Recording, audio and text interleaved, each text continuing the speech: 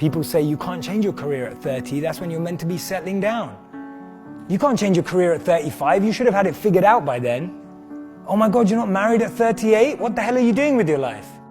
Who comes up with this stuff? I have no idea.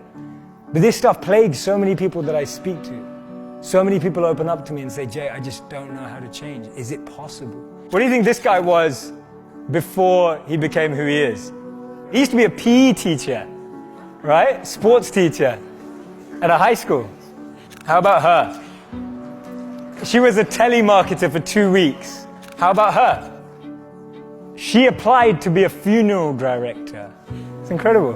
What happens in society is that we're clouded by the noise of family expectations, the noise of our parents, the noise of our brothers and sisters' expectations. I grew up in a family where you could either be a doctor, a lawyer, or a failure, right? Those were my 3 options. Anything else would just count me as a failure. I would have failed. So basically I failed, right? I'm standing up here in front of you all as a failure. I lived as a monk for 3 years. I committed career suicide. I turned down 2 amazing corporate job offers when I graduated from business school. I shaved my hair, I wore robes, and lived out of a gym locker for 3 years.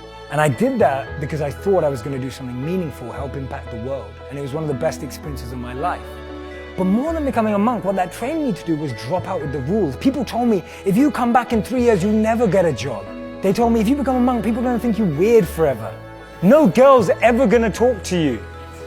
People told me, they were like, well, when you come back to real life, like, will you even be able to talk English?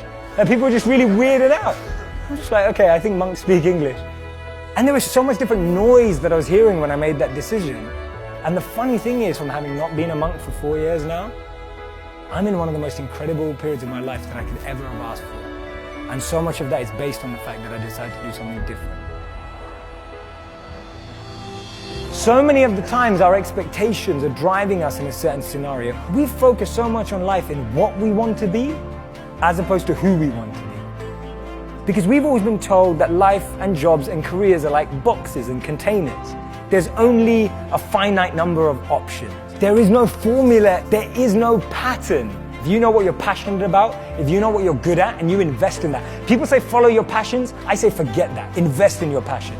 If you're passionate about something, go and become the best at it. Go and do a course on it. Go and learn from the best. Go and find a mentor who's going to make you incredible at that trait. Not only will you be criticized and grow, you'll be able to find new things about yourself that you never knew. Don't trade who you are for who you think the world needs, because the world needs you to be you, and I mean that.